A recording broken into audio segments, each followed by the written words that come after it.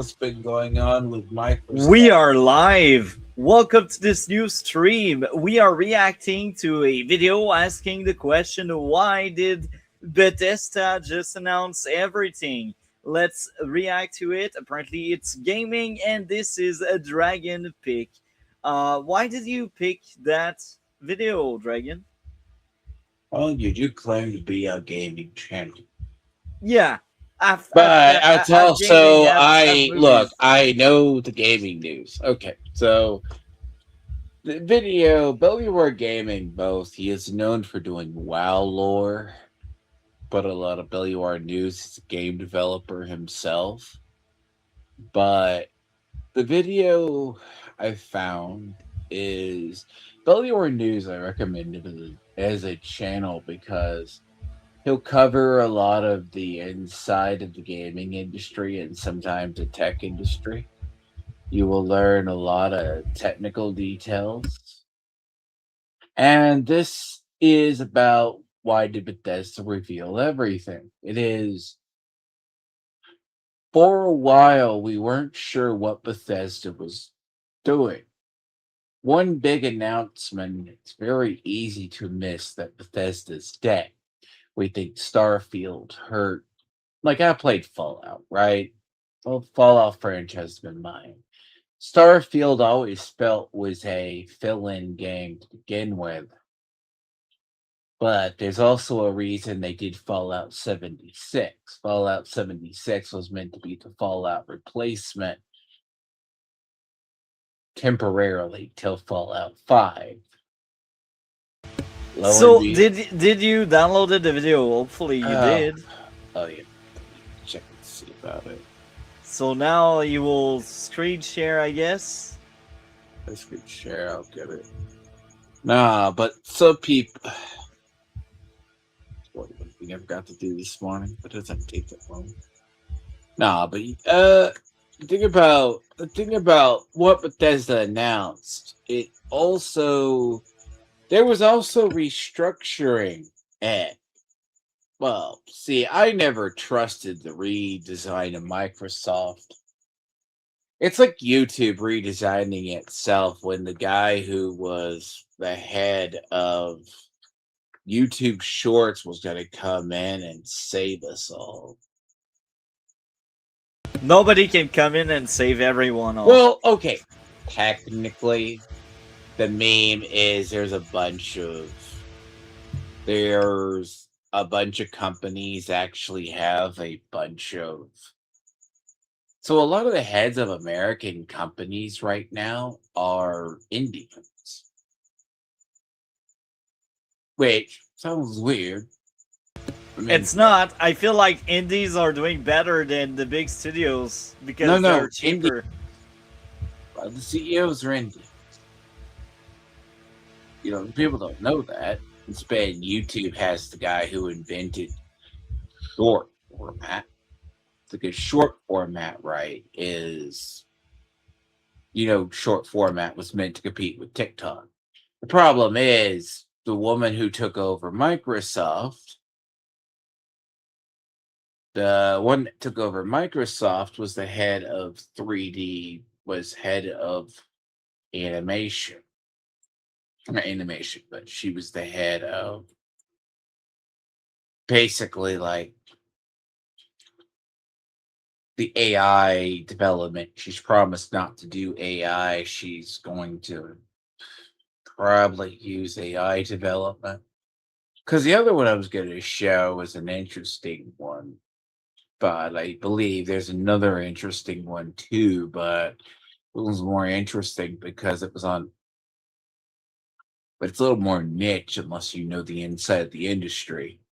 He has another one. So, did you find the video we will react to? Yes. Yes. It's. Because I'm about to screen share the YouTube version. I know. You don't give me time. It's fine. But there's also another one he has. Once again, we're getting huge promises from Bethesda. And the funny thing is, in a way, history's repeating. You see, in 2018, Bethesda revealed The Elder Scrolls 6 was in. It's always funny. People never learn. this is what's going on. That's why history always repeats itself. People just don't learn. Well, people Pre-production. forget the nature of what's happened with Bethesda. Bethesda is not the terrible studio. They Starfield was one of their actual only bombs. Fallout 76 still churns out money, but it was never meant to be a long-term game. It's really even as the seasons are churning by, because the recent season, it kind of shocked me because I stopped playing it, is a return to Ravenrock. A lot of this is basically it's Fallout in name only. It's like Fallout's version of Fortnite. It really uses and abuses the lore by toilet paper. So it's just Fallout. I mean, I'm pretty That's sure sad. the problem, that's the issue. But Starfield was only meant to be a showcase for Creation Engine 2. That's it. I don't think it was meant for anything else. You're gonna see And the them. reason why they did it so early is because they wanted to calm fears, to soothe those who might think that the company was only focused on new IP like Starfield or mobile games like Blades. Now though, 2026, the circumstances have changed, and Bethesda are very loudly telling us about their entire upcoming pipeline. Fallout 5 is in pre-production, Fallout 3 and New Vegas are getting remasters, Obsidian are making a new Fallout game, Elder Scrolls 6 is in full production on a new version of Creation Engine built to support multiple Hmm. Multi, if you're speaking, you're muted. Yeah, you're right. I will just say I'm so tired of all of the remake, remaster. Just No, reboot the thing. no. Fallout 3 needs a goddamn remaster. Fallout 3 needs that remaster because I don't know what they're gonna do with New Vegas. Let me give you a little bit of technical detail on both those games. Multi, do you know what year those came out? No, I have no idea. I have to go back and look. We're talking early 2000s. Fallout 3 was the first Fallout game. 2008. Wow. They had, well, if you look how old New Vegas is arguably very loved as a game. I will say it has a really good story, but its gameplay is total ass. That's sad. And the problem is, it was using Fallout 3's developed engine. Now, the Fallout 3 engine has one major flaw. It was never designed for 3D. Well, now, when I mean that, all the mods could never save anything with 3D modeling, right? Yeah. It basically, why is Fallout 4? Because I know you probably don't play Fallout 4. A lot of people hate Fallout 4. Fallout 4 is probably easily the most modifiable Fallout. It's still really good to this day. People forget it, even if the story is a little bland for people. I mean, let me enlighten you. Most RPG storylines are crap and ass, and you're never going to want to play them again. But Fallout, it's about choices.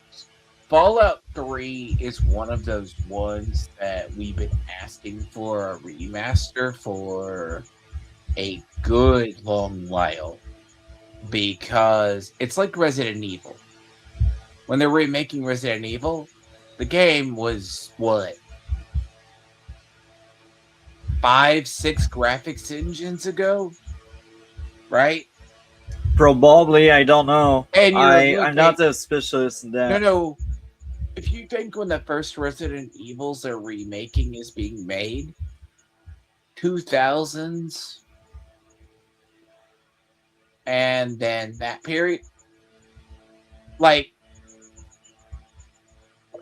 I hold the attitude of try to remake a game for a relatively recent engine that is stable. Because once a game reaches a certain age, it will not function on modern Windows. You cannot play Fallout New Vegas unmodded. That's interesting. You can play because of the certain design flaws that are built into the systems. All that was fixed by Fallout 4. That is why Fallout 4 to this day largely remains, I believe, but Starfield, everyone thinks Bethesda bidding Starfield. That is their big deal. Everyone likes to think Bethesda can't design games. Now, them redoing. Now, whether or not I trust modern Obsidian to come out with a good game, right? This is a very big flaw. I'm going to point towards two games, and gamers know about them, and you can think this is like Fallout. People don't know. Like, they took the Fallout show with a very sick version of capitalism to the extreme. It's an alternate history. They went nuclear power over everything else after World War II. Fine. But Vegas, didn't done really anything good lately. The Outer Worlds failed.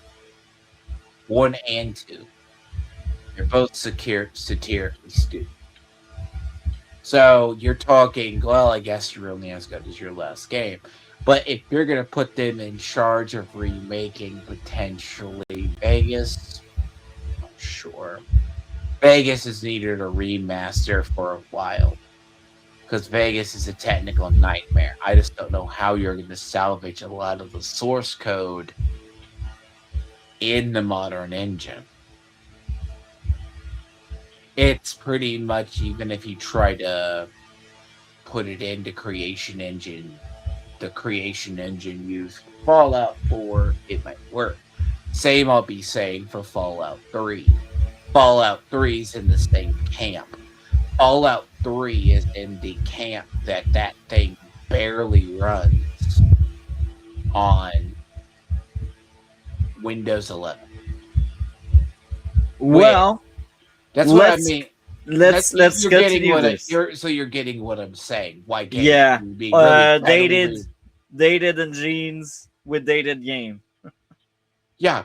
projects at once. So the whole era of one major project at a time is firmly over, and the fun thing is that none of this came from the Xbox showcase a month ago or some grand reveal stream. It was just announced on a random Friday blog post called A Note from Bethesda Game Studio. By the way, if you ever see a note dump, whether it's political or on a Friday,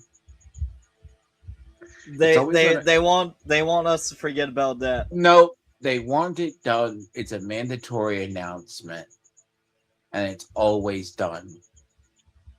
It's done in middle of the week, sometimes to catch the announcements, but it is also done by companies on weekends that maybe it gets a glow up, but it's also forgotten about. The problem is everyone thinks Bethesda is dead. People really do think Fallout 76 is dead. I know it's not dead. It's still very active. I mean, Elder Scrolls Online still does really well for them. So you're talking about... But the problem with Elder Scrolls 6, it's not... Like, you don't know anything about when they're talking about remaking KOTOR or remaking Deus Ex. People believe that the KOTOR remake, because it was supposed to be handled by Saber Interactive, fine. Like, let's say this KOTOR remake, a lot of people have been waiting for a while because it is a very beloved RPG. But the problem is, what are the chances that uh I woke up with the names on the tip of my tongue? The Jedi that went from light to dark, him, he's gonna be a they them non-binary because Wow. of the story. And that wasn't in the original story. And uh he's part of an actual lore now. The problem is they had a lot of development issues in that team, and it was being done eventually by Saber Interactive, who did Space Marine and Space Marine 2, kind of right. So it's in good hands. But the same way is the these remakes. Deus Ex is a very, very, very sensitive game. You, it's not violent in the term, but it is an RPG that has stood the test of time, where it's a morally gray cyberpunk style world, but different flavor that is about controlling the future, but you have to retain the flavor of it. But that remake is supposedly has been in the works. But now it's not arguably going to be as soulless as the remake of Halo. The problem is remake Halo, they already remastered Halo. See, there's a whole story to campaign involved. They used the engine that they used for Infinite, which is arguably a beautiful engine, but it is launching with no multiplayer with some slight changes to the actual story. So when you hear about Bethesda being dead, it actually, they just said they're working on Creation Engine 3. Okay. That's Create interesting. Creation Engine. So here's the thing about Creation Engine. Creation Engine is theirs. Creation Engine is so most of the game industry. Sorry, gonna rant about this because people are gaming know about this. Unreal 5, because there was another video I was debating to look at. Doesn't meet the timestamp, my time requirements, 25 minutes. It's about Todd Sweeney wanting to use Unreal Engine because, yeah, Fortnite sells. A bunch of kids buy skins, like to play what they think is a shooter, right? Yeah. Nah, fine. It's not an industry leader. Epic is still a storefront. Can't ever compete with Steam. Not on the same level. Now, the problem is he's trying to embed Unreal 5 into Unreal, Unreal into all game development. Now, it's good nor bad. I believe the current Unreal is a better movie producer than a game engine, but we'll see if 6.9 and 7 prove to be better because everything seems to be uncanny valley with it. But you're talking a lot of these game companies make their own engines as proprietary engines. Blizzard still has their own. I had an argument with somebody and they think it's straight like Space Marine 2 was done on Unreal. No, it's full of shit. I proved him wrong too. Creation Engine is an actual creation engine that's meant to be used for all Fallout games. So arguably they've been at 1.5 or 2 for a while. What they officially called to, yeah, it's in Starfield, but it's, you could say it's a modified version. I mean, whatever engine they use for Fallout 4, modify that upwards to be stable, you'll have a perk. because it gives them an actual their own proprietary engine. That's the big announcement with Creation Engine 3.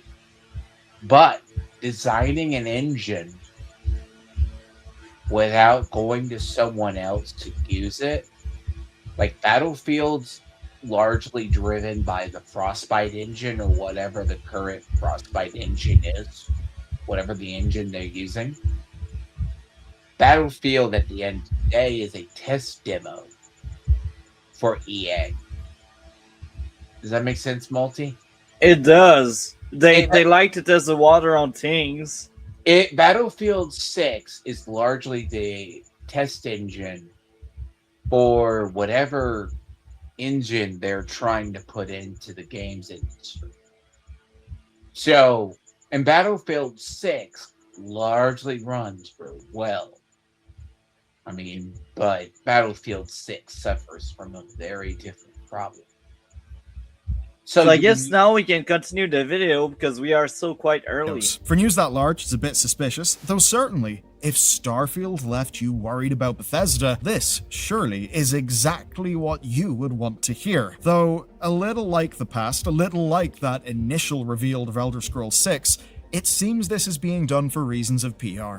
It seems a bit desperate, and I think it is. Because in the last few weeks, across multiple Xbox studios like id and ZeniMax Online, we've seen a whole new marketing strategy roll out. And that strategy is, Xbox is fine. You don't need to worry. Simply look forward to what's coming next. Stop talking about it. So, let's talk about it. Today's thread kicked off 2 weeks ago with a leaked email. ZeniMax's leadership emailed staff and told them about a new post-layoff strategy that was, in their own words, shifting from a planning model primarily centered on what's next for each independent studio to one that focuses on our strongest franchises. Hardly a surprise, people like Fallout, let's crank out more Fallout. But it would be wrong to think that they've spun up this whole pipeline just in the last 2 weeks. And Todd Howard actually said as much in Reddit. He said that this was, quote, what we've been working on the past several let me define. years.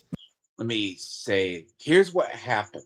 Multi, are you familiar with the major layoffs that hit a bunch of studios at Microsoft recently? Yeah, I thought it was industry-wise. Like, the industry is not doing well. Well, the industry is shrinking. He's about to get into it and talk about the middle managements that got cut in some of the DEI jobs. But here's the other part of it that people don't know. Microsoft made the announcement. What if I said, as despised as they made Doom, the Dark Ages feel terrible, it sold really well. And I also gotta say this. I feel like these layoffs are just a premise of what happens next. Because with PlayStation, like, getting away from physical media, I think it will hurt the industry so No, much. that's Sony. No, that's Sony as much. I believe the physical is a trap. Because the reason why when I said don't cover it, I mean, it's making its way back again, right? Yeah. But a lot of people are not having it. Computers haven't had CD drives for a while, for the record. Yeah. People don't realize that. It's been digital download for some time. We know the next generation Xbox is going to be internal hard drive with no CD hard drive. And this is when they lose me. No, it shouldn't lose anybody. And PlayStation was always going to go the same because the next generation Xbox was supposed to be announced because a part of the leaks from Microsoft themselves. So when you start shrinking down teams, they closed down Ninja Theory. Now, call Hellblade a good or bad game. It was never my type, too much of a movie game, but they got rid of them. Okay? But they also had some real stinkers, so they closed them down because some of their games were very underperforming. I'm not surprised. Bethesda still makes money. It may appear that Fallout 76 doesn't make money by what player counts and whatever else, but people still play it. Elder Scrolls Online, it's still highly popular. Everyone thinks of it the stupid mobile game. They never really focused on that. They focus on ESO and they focus on. Now, arguably, my rant about Fallout 76 is it's just Fortnite version of Fallout. But, I mean, look, it's fun to play, but it's very repetitive. I mean, personally, the only reason I stopped was it's largely, largely just, I mean, nothing new under the sun. But a lot of what you're seeing is Microsoft, Bethesda alone in the quarter did 500 million. That's interesting. That's not a failure. Okay. Yeah. That was their quarterly earnings. So I guess now we will play more of the video.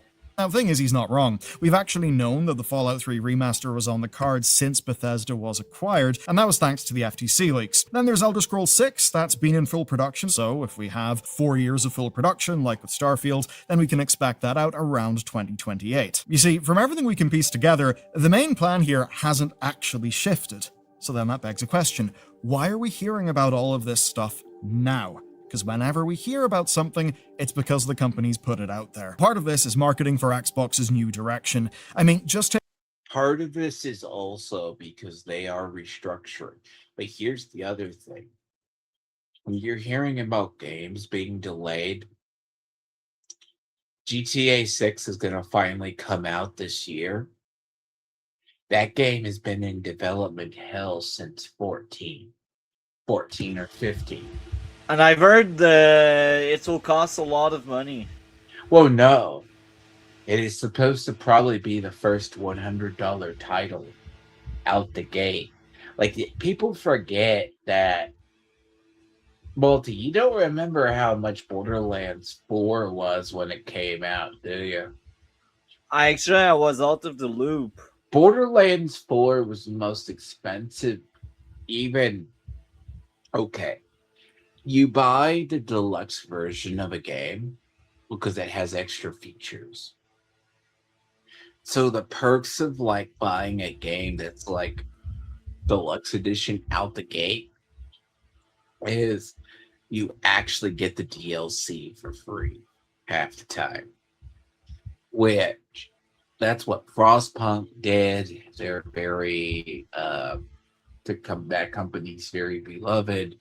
A couple of others, it's the free updates. The trick a lot of things are is you're seeing a lot of these companies that are in Xbox. As I said, they earned 500 million in the quarter alone. Which that is good. Okay. That's you don't think that's good, but that's compared to something like because there was actually a big shakeup too about if you play D&D or Magic, because the president just got sacked. There's a lot of big theory that's surprising at Wizards. But the interesting part is I have my own theories on why that's the case. And I have that because that is probably because the projected earnings of what's been going on with both Magic and D&D. They aren't so great. It's because of Universes Beyond, and it's also because D&D is having issues with D&D Online. Same thing is happening within Xbox. Xbox has been doing, we haven't seen. So when corporates announce stuff, they've been getting rid of, you'll see they've been getting rid of middle managers. Large people were laid off, or that teams who were underperforming or late were downsized. But I firmly believe when games are delayed, I would rather have a delayed game versus a flawed launch. Elder Scrolls 6, Bethesda knows they can't fuck up on. Because if they do, I think they're cooked. It's a big title that everyone wants. It's probably never going to get the people who want Morrowind or Daggerfall, right? They're very different. The Cult of New Vegas, people really think. But there's actually a crowd that has actually believed they've been dead since Fallout New Vegas. Really. And honest to God. Yet they're the same people who will play the Oblivion remaster. You know what I mean? And Yeah. that's the problem. So a lot of this stuff, the franchises that were making money have been doing it. But the problem is that's how far back Elder Scrolls 6 was announced. So it's going to take about off and on for 10 years. And I'm going to guarantee you half of the problems in development with Elder Scrolls 6 has been the creation engine and other redesigns. Not for the reasons people think. I believe it's the quest design and they're trying to theory test what people want. So you have a lot of these. It's not just Bethesda. Bethesda is one part of Microsoft. Because Microsoft is no longer, it's becoming a platform. Does that make sense, Multi? Yeah. Xbox Live is about, it is a platform of Steam on PC. It's not as exclusive as PSN. So, Microsoft, people forget this. And I mean, I can forgive you for not knowing this. Their whole goal was to make Xbox Live. That's why when you look at your computer, it's not called the Marketplace. It's called Xbox Live. Have you ever noticed that? Yeah, I did. Xbox Live is what their brand is. They are basically turning themselves into a miniature version of Steam. Now, realistically, do they have different practices? Sure. Because every time you see them release for PC, right, it's being released for there. Now, Steam still largely gets releases. So you got to see, people are worried that Microsoft, because what's really weird is how they handle a lot of franchises. Because everyone under Microsoft, or continue too, because there was like a big shakeup with like Total War under Sony. Yeah. That part with the Total War franchise. Yeah. Basically, what happened with Sony and a lot of it, there was another game company underneath them that was there. So they got a visit from the parent office in Japan. Yeah. In the West, we call it put the fries in the bag and just make the game. CA decided to make a first-person shooter called Hyenas a long time ago. And they've been making Total Wars. Sony told them, the reason why you're seeing the 40K Total War announcement and all of that, and they're going back to Total War format, is because that's what's making money. Sony Corporate has reined in a couple of its affiliate gaming companies because they're canning DEI projects and they're canning any projects which they don't think are not going to make money. It's about time.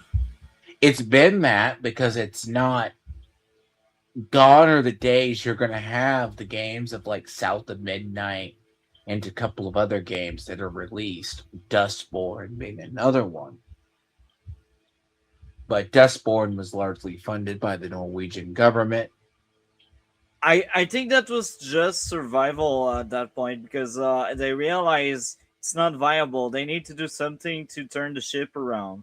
But there's also something that's been going on in the gaming industry that hasn't been really addressed over the years. Corporate culture is very slow to change, if that makes sense, Malty. Yeah. Basically, boardroom only cares about Money. one thing: money and the success. Is it making money? Now, DI doesn't make money anymore. huh? Repeat the first part. DEI doesn't make money No, anymore. it doesn't. It makes it when you make a product niche. Because certain games are going to be people who play Fallout. Like, let's say people who play Diablo 4. Diablo 4 is for the stay-at-home dads. Same with most Diablos. They're not played by kids. I guess now we can't play because that tangent went on for way too long. Take a look at what the CEO, Asha Sharma, highlights from this announcement. She talks about playtime, sales, and more games coming soon. And this is basically proof of her changes, with a new Fallout coming, of course, from Obsidian, and franchise entries across the board. And whenever this news came out, people celebrated. I mean, YouTube was absolutely packed full of excited videos. It's a lot of cool IP. I totally get being excited about that. And that's especially because a lot of it just made sense. There's been demands to know why Xbox leadership hadn't pushed for, say, Fallout games to launch around the TV show. Would have made sense, right? But now the framing is Bethesda are moving faster, delivering more games in the franchises that you actually care about, which actually explains what Jason Schreier's sources found, that the game Obsidian were making before this had nothing to do with Fallout. Now Obsidian are making Fallout. Because really, this announcement is built to answer a question before you think to ask it. And it is, can these studios, after all the people that they've lost, still even make...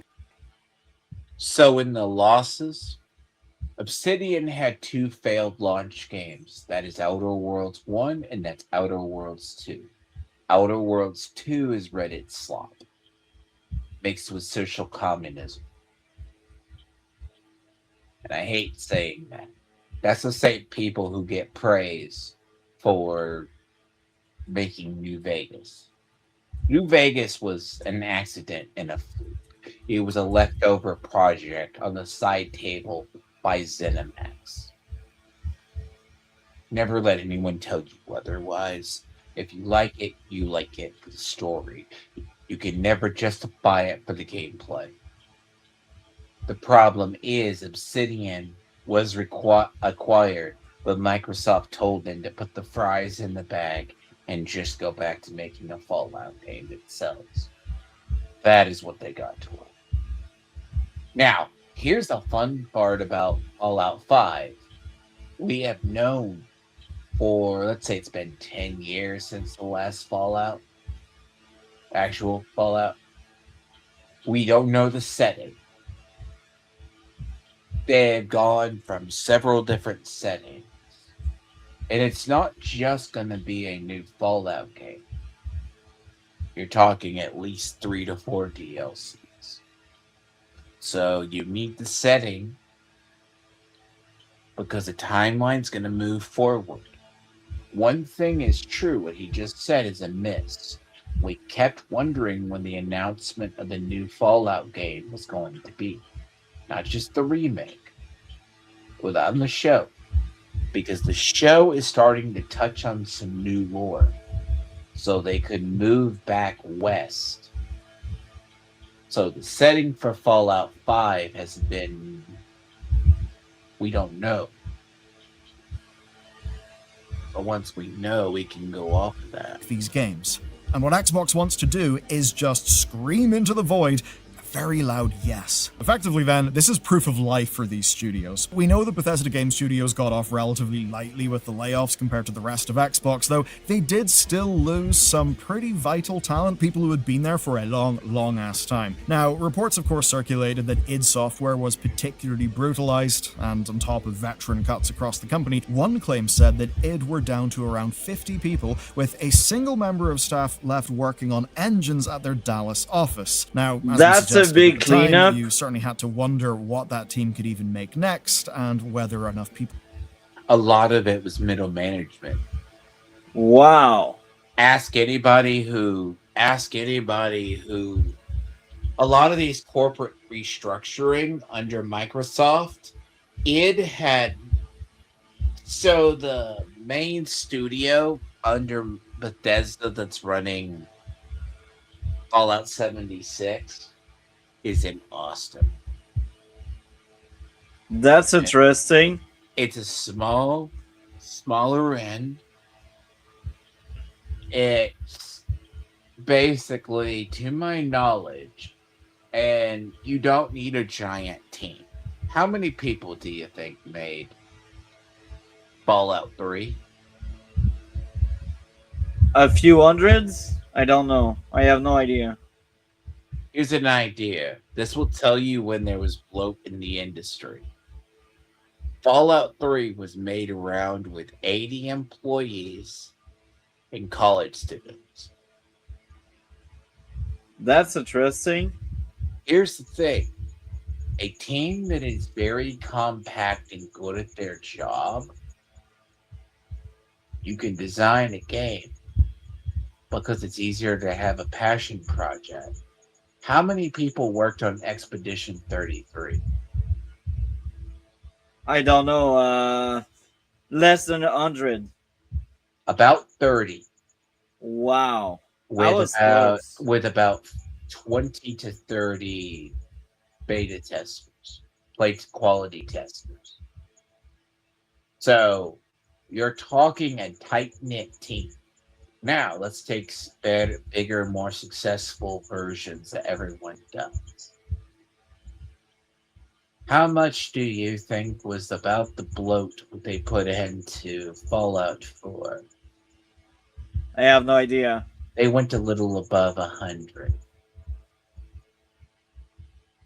Well, it's open world, so maybe it makes sense. And then one thing is, and this was actually no joke with what they were doing with Fallout 76. They had this thing where they put like double the game staff, let's say 2.5 times roughly, into Fallout 4. Game studios arguably don't get better as they get enlarged with corporate interest. They get worse. That's middle management. Because what you're about to see, I think he touches on it, is the middle management structure. Because, just to give you an idea, eventually one of the Fallout people had like 320 people in. Yeah, that's too many hands and too many cooks in the kitchen. And I can guarantee you, as a person that plays Fallout 76, I enjoy it. But you go to the old parts of the game, you can tell the old code from the new code. That's disgusting. Basically, there's an area in there, and it's still in the game to this day. Go look in the water and go look at the texture.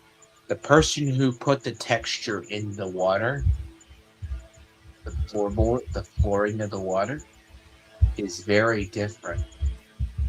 And if you know anything about Fallout and how the engines work, that engine was still largely a carryover from initially between Fallout 3 and Fallout 4 in its design.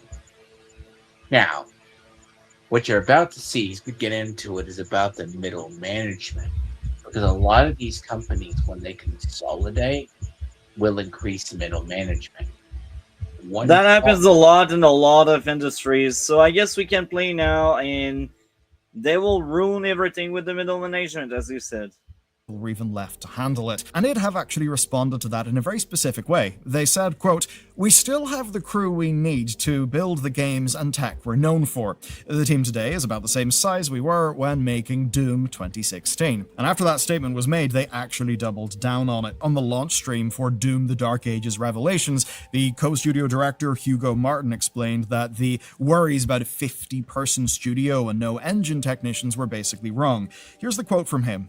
"We're the size we were when we made Doom 2016, and id Tech is very much alive and well." Once again, some more proof of life from a studio that we do know had a lot of job losses. So far, that's Obsidian, Bethesda Game Studios, and id covered. Then, of course, there's ZeniMax Online. They have had their turn. Their layoffs were part of truly massive cuts. Following those cuts, their leadership was replaced by internal staff, as was reported by GameFile. But at the ESO Tavern event that went down in Germany, Massively OP reported a statement from developers Jason Barnes and Jessica Folsom. ZeniMax Online Studios are now the same size as they were when they made both Hrothgar and Somerset, which, as we know, are both highly acclaimed expansions. But here's the thing, that comparison kinda cuts both ways. The Somerset team wasn't also supporting Elder Scrolls 6 development. This one will be, whilst also delivering their next ESO expansions, and all somehow at the same level of quality as always. Seems tough. Now, one thing you may notice when comparing, say, that statement from the ESO people and then the statement from Hugo is how similar they are. These are studios that suffered because of the layoffs, and they know that players are worried about what comes next. So of course,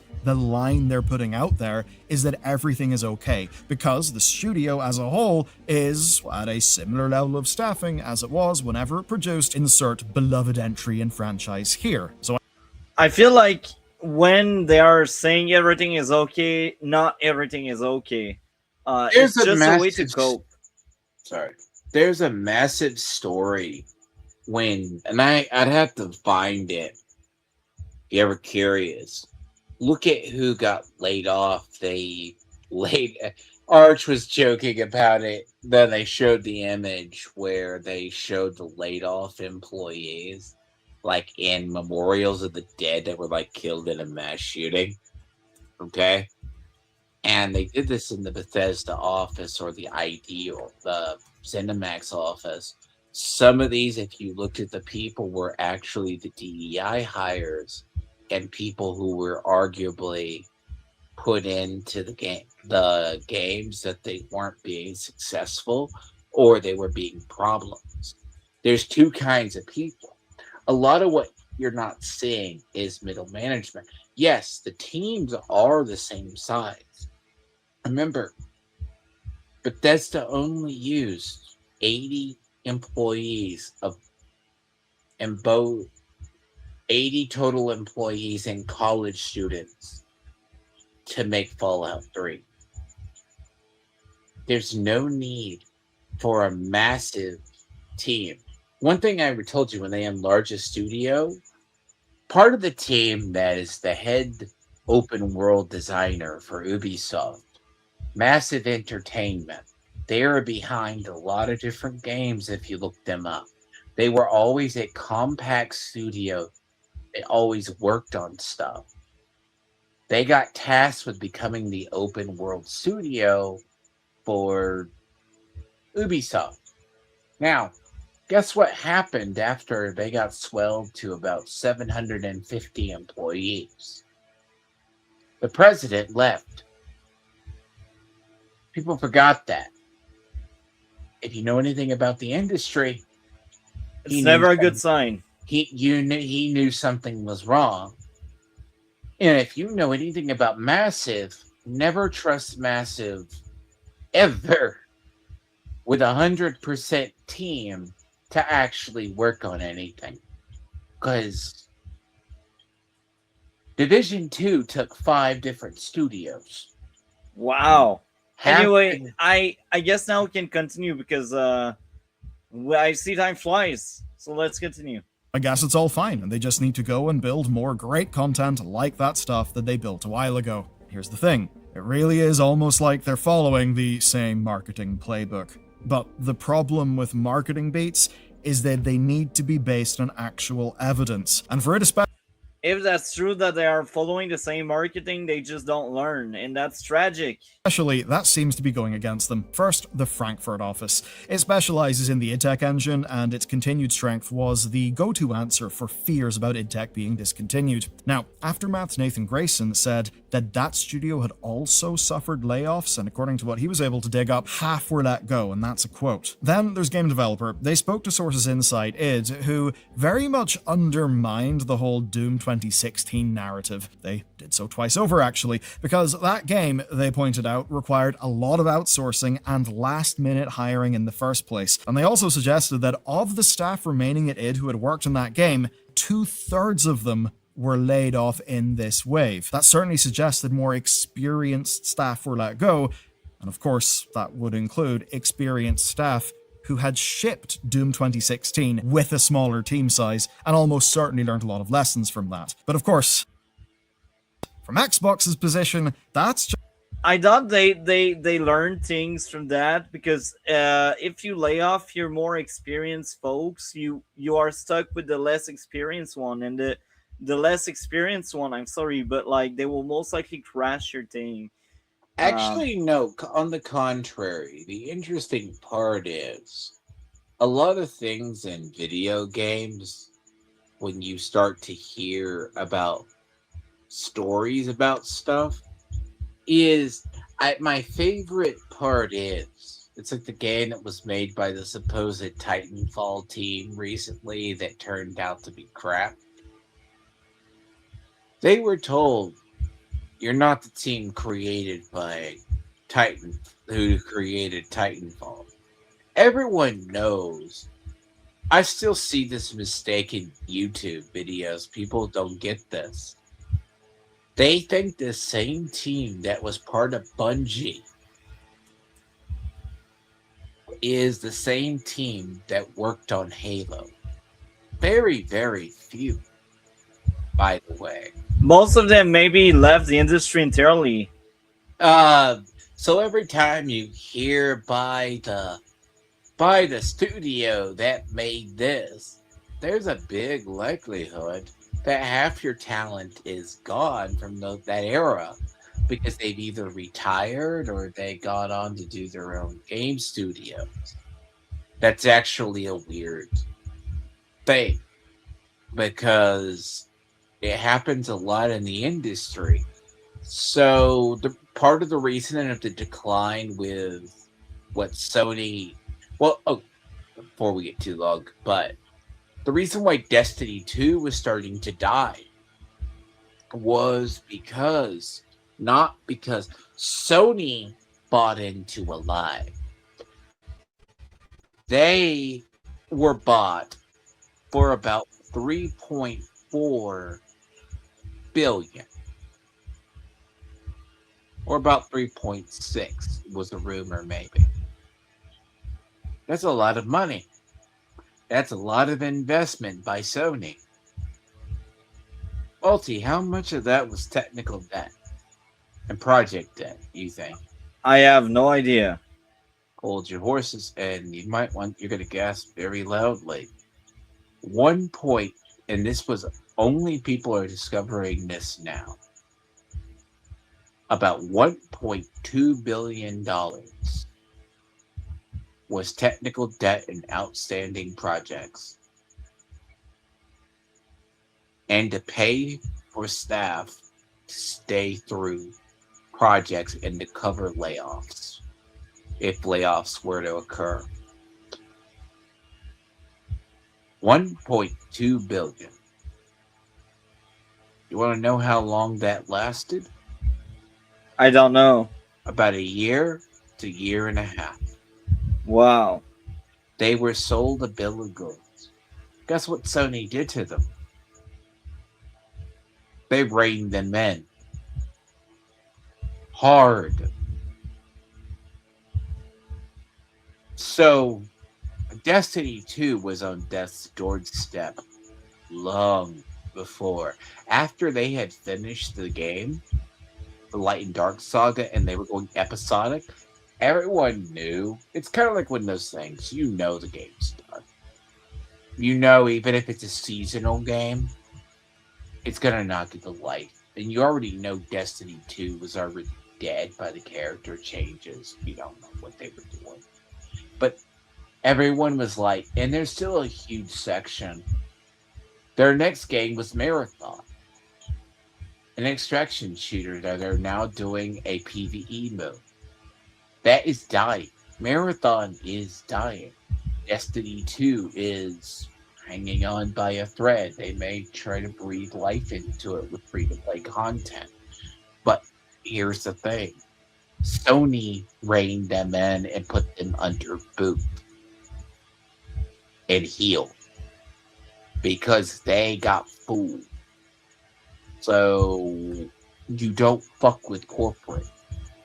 So is Sony wrong to do what they did to Bungie? Hell no, in my opinion.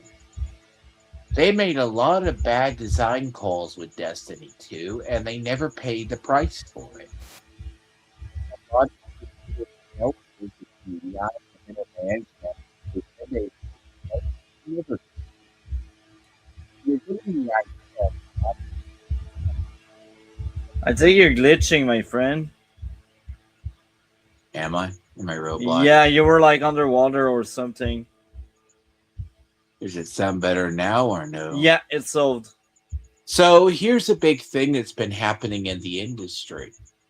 When the talent leaves, the worst thing Microsoft does is they hire contract workers.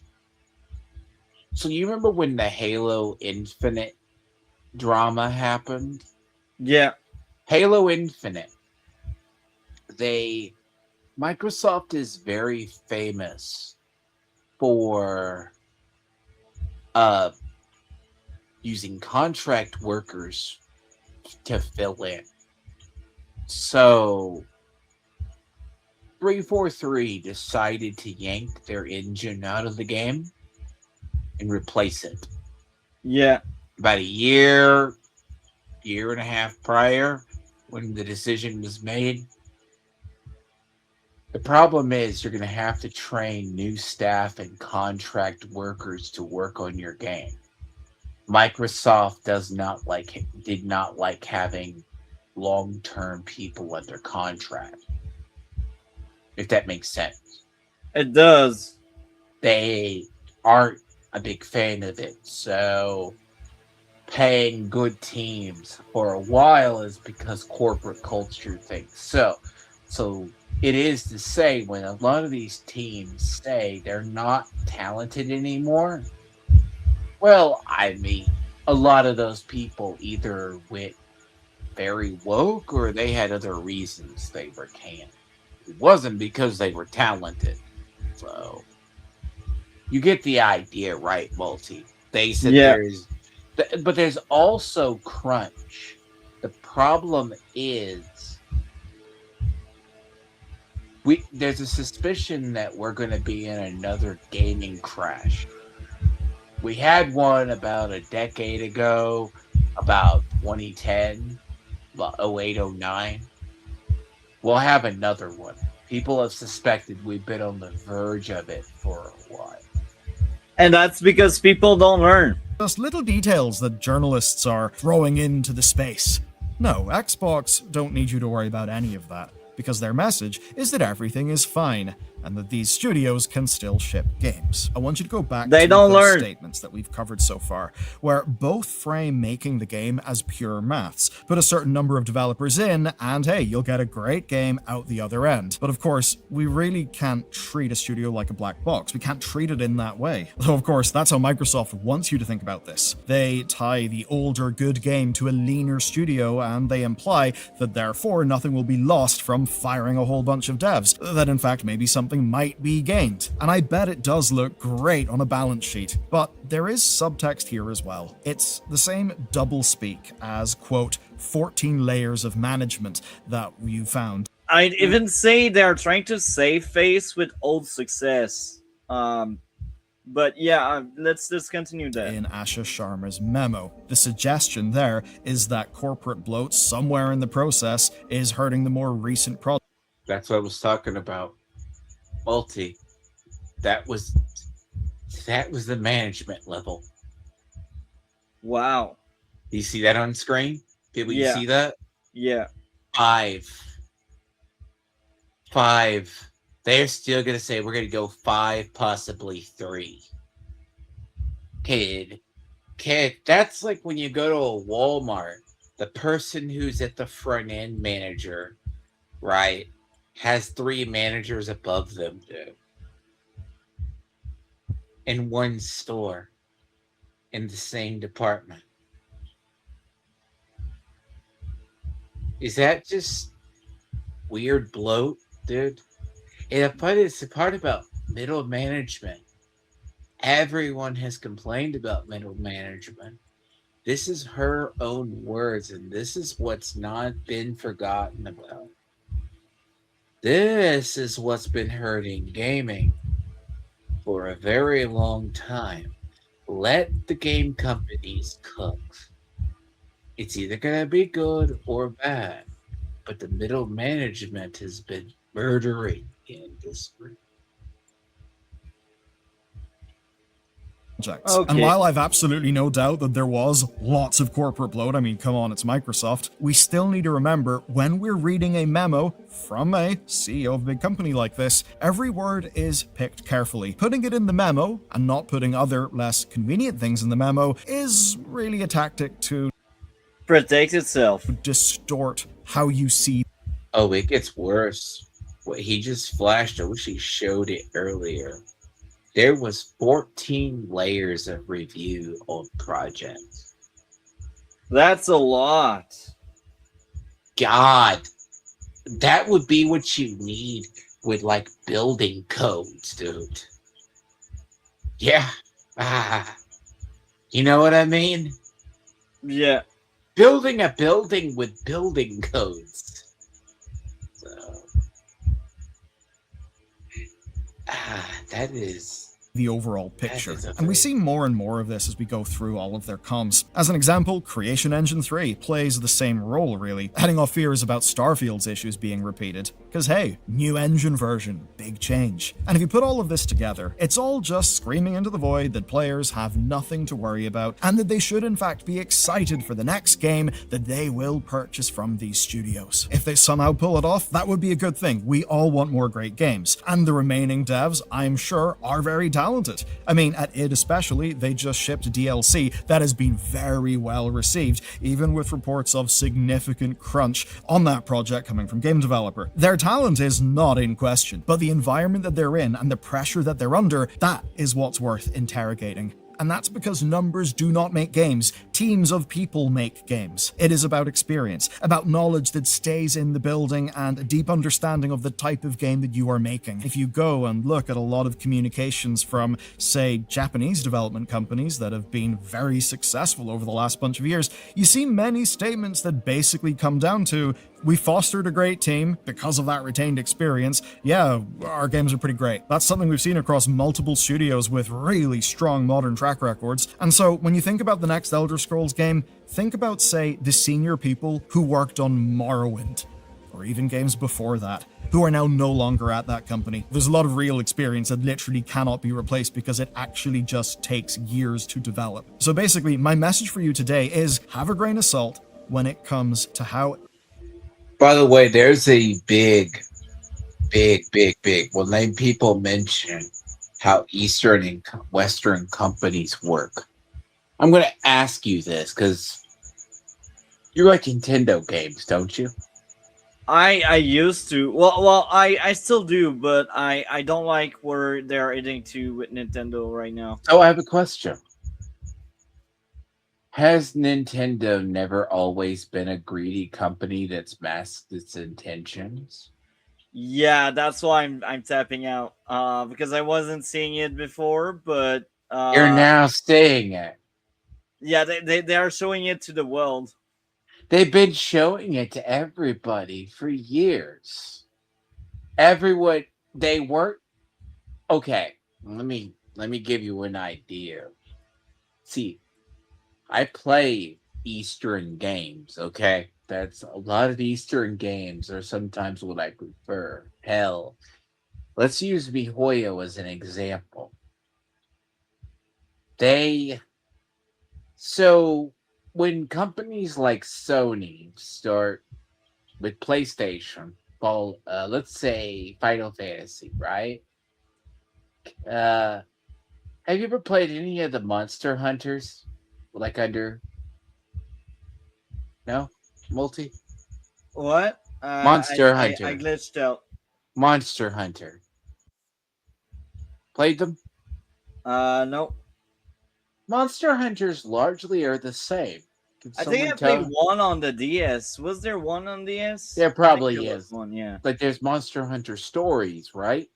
Yeah. Capcom It's like spent Pokemon, but not as Monster good. Hunter is basically. So I had this conversation with a friend the other day. I brought up, and I'm thinking myself, Asia is about always behind the West. They use so I had this conversation on in Arch's stream Saturday. They're talking about Shift Up, who's doing Stellar Blade using AI. Shift Up is known the right for the AI video for the using the Blood Rain model as an AI person, right? Yeah. Think what you will about the art. They did it to be cheap to get a promotional material out, right? Yeah. Asia is about when you look at how they make money in gaming, and including Nintendo, they'll put out a really good basic product that makes gangbusters, right? Think of Yeah. Donkey Kong Country. That looks like a basic game. Mario, right?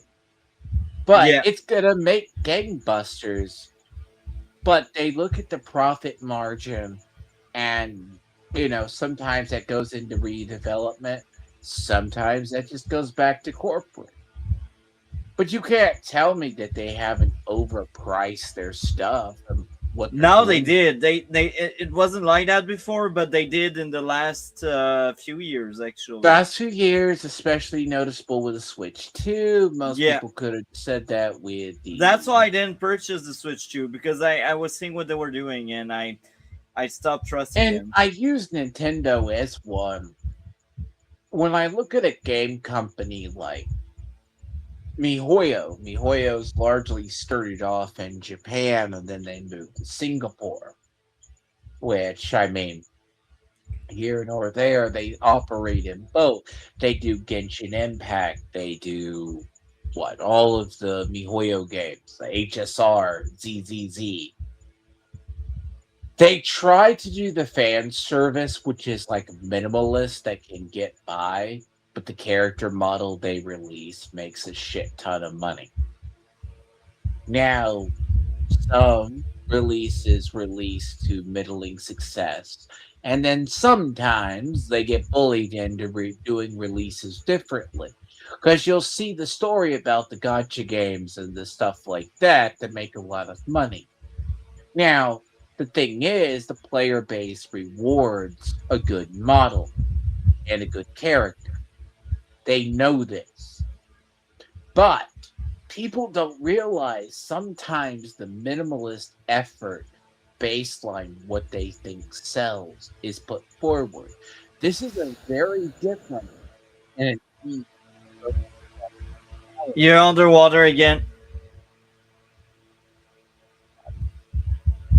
Underwater effects. really. It's slowly coming back normal, but you went underwater a few seconds. So when I say Oh, about now me, it's off. huh? Good. Yeah, it's good now. So MiHoYo affects games. What people don't realize, game companies in Asia, their technology is behind the West. Like when Sony did the game with the black girl, right? Yeah. Forspoken. Someone from Sony America told them you need to make a Japanese game with a black protagonist. Hmm. That's funny. Guess what? Japan really doesn't understand. After Elon Musk bought Twitter and removed the filter on Japan, they got to see what the Western world, what was happening. There was a Sony was trying to market to the West, right? So you needed a DEI game. But when you asked a Japanese developer or an Asian developer, they're working on outdated, older technology that everyone can make and use games. But they also don't understand our culture. Yes, the Japanese have a progressive infection, but it's very slow. They're about 6 years to 10 years behind the West, traditionally. They're trying to avoid the DEI disasters.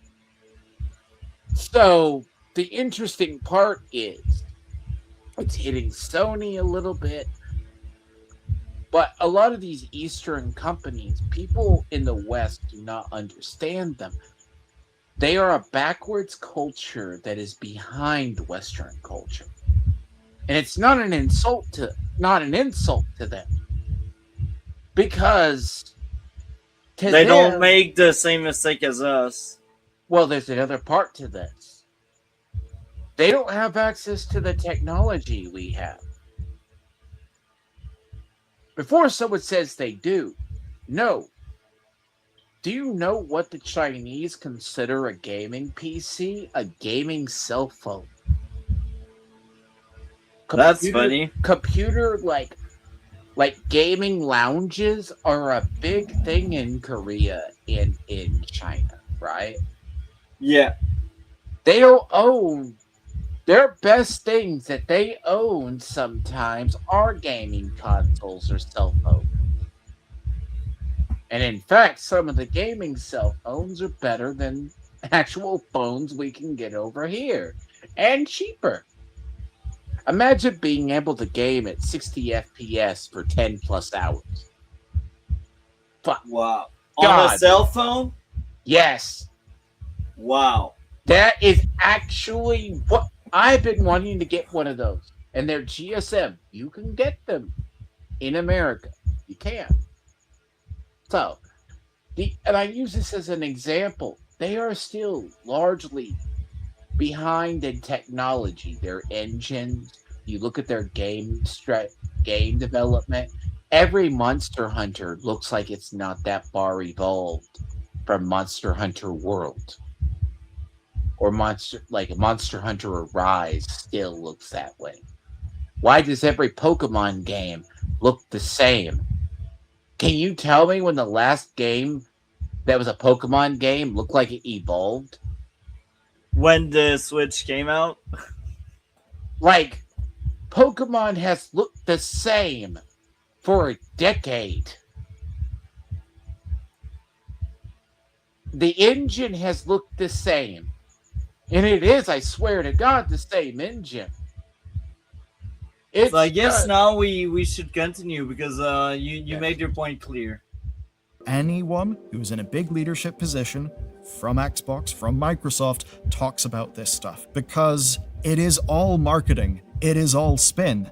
That is what these companies will do because obviously they're incentivized to do so. Because whenever they say, hey, look at all these huge cuts, all the blah, blah, blah, blah, blah, but don't worry, it's fine. It's fine, and we're actually going to have even more games. The games that you care about, and it's going to be great. Obviously, be suspicious of that. You see, the one thing I've noticed from the very beginning of Asha Sharma's tenure is that she is really good at public relations. She has clearly got a team around her who are able to back her up and do really good PR. But as much as we can respect that, we also need to acknowledge Xbox is marketing a future to you that their devs have to deliver at any cost. And if there are wobbles, the cost will be very high. So here's where we are then. 5 or so years of big franchise games promised, studios wired together to deliver said games, and far fewer people inside the machine, making more with less. That's why this whole marketing strategy is so important. They need you to trust that Xbox can deliver more of the things that you love, and they need you to forget or simply That's a matter of survival. They need to spin it in a way people will still consume the product. They don't have a choice. not care that the people who made those games aren't there anymore. They need you to not worry and just accept what is coming. The question then is, will you? So stay curious, and if you want an example of an actual team of devs going through complete shit, but somehow seemingly pulling it off, watch this video next, because honestly, So I guess that was the video, and that was very interesting. Thank you for bringing this up. Because Um, it encompasses a lot. People don't know what Asha Sharma was basically doing. The problem is that when they cut a lot of the middle management, it actually changed it. The problem is what you're seeing is the game industry shakeup, right? Is extremely been it's been on the verge of collapse because half the corporate boardroom, I've said this for years, there's two enemies. The activist was always trying to get into the gaming industry past Gamergate. There's an attitude that Gamergate, nothing moved beyond it. That's a lie. The problem is the activists got in. As much as I like Destiny 2, Cyrus was never gay for Saint 14. Yet people ate that up, never questioned Bungie. Like, sure, you could see the signs, you could see the cracks in the foundations. Okay? The issue is with the industry itself. Asha Sharma, I never hailed her as the savior. A lot of people did. The problem is, I've always said, the boardroom overestimates. That's why you keep saying, oh, the reason why you get the game you've heard of Apex Legends, right? yeah, Guess what that was supposed to be? one of the first two live game to No. last long. Do you know what it was originally? I don't know. It was originally planned as Titanfall 3. Oh, really? And after a couple of years, they had none of their original staff left. Wow. Because all their original staff left after the burnout. Live service churns companies. It chewed through Bethesda so bad eventually. So That I guess now we are moving to the outro because I gotta go. What do you have going on your end of the internet? I'm gonna try about 30 minutes to 40 minutes. I'm working on Genshin Impact from 6.2 to 6.7 because Snezhnaya is coming out on the 12th. I did have Beast of Reincarnation planned. That's going to be shoved off till next week. And at some point, I'm going to have to sit down and watch The Cape Crusader. And I will probably have a season end review after Wednesday. I don't know when they put it in. There's Or so much content. I can't X-Men believe it. 97, because Wow. X-Men 97 I was going to review episode by episode, but as I mentioned, that's going to be bulk, but it's also coming into gaming. So, as I said, what might interest you eventually, but you may not be into Souls-like, is Beast of Reincarnation. I tried Dark Soul and Here's I'm not made for that kind of game. Here's the interesting part about Beast of Reincarnation. It's being made by Game Freak. They're doing an RPG. Game Freak makes Pokemon. That's interesting. And apparently, it's a game that uh, you could call it the Eastern games that I like. Yeah, do you trust them? Sure. But yeah, and we're currently, that's the project right now, is Genshin, working through the story. I've at least started chaptering out my videos. Sadly, I won't be able to probably join him. I mean, I'll let you know about Brand New Day tomorrow, but it's probably not going to happen. But I'll message you the day of, because I gotta have to wake up because I gotta work. The last story I did the other day on stream was 7 hours of a lot of dialogue. Wow. I gotta tell you, each updating engine, if it takes this long. Back into underwater effect. I don't know what's up with that tonight. Okay, let me But say what I'm gonna say. It's a lot of because it's like Brand New Day. Brand New Day disappoints me. It's I nothing. loved it. But let me say that there is a major lore assassination in it, multi and I Yeah, I explained. know, I know, I know. And it's the same thing I'm going through with Genshin right now. Genshin and Nodcry is lore assassination, but it is all you have to do to maintain continuity. I'm fine with you saying this is official canon events, but please, when you have 6 years, 5 years of established lore, someone please remind a person. It's like basically the red shirt guy did to Blizzard. He corrected the lore. So now you know. Yeah. So I'll be streaming that. That's my project this week. And yeah, I get accused of doing long game streams, but it's 7 hours of a story, and I suspect, and I auto played the dialogue. Okay, yeah, no, it's fine. That's brave. Anyway, on my end of the internet, you teased it tomorrow. Spider-Man, a brand new day, and I will be taking after brand new day some kind of a short movie review break for a few weeks. Except if something really truly amazing comes out, I think the next big review on the channel that I know for fact we'll be doing will be the new Insidious that will come at the end of the months of August. But again, if I see a very fun You movie, have a high uh, hope.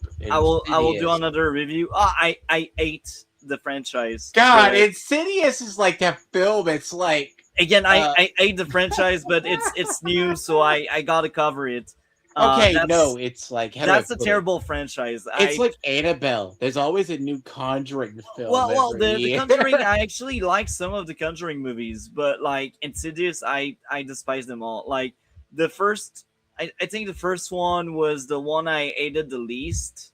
Uh-huh. One of the more recent one, not the 2023 one. I think it was the 2018 something, or maybe a bit before. Wasn't so bad, but there are.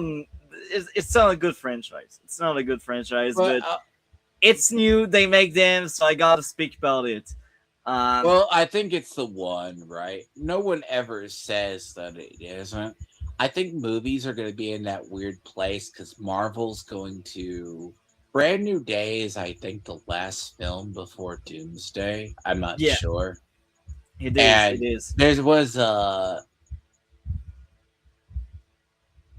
as I said, there's like I did send you the video for Saturday. That's good. Yeah. Well, And by next Saturday I'm off. That's why we do a stream in the middle of the week.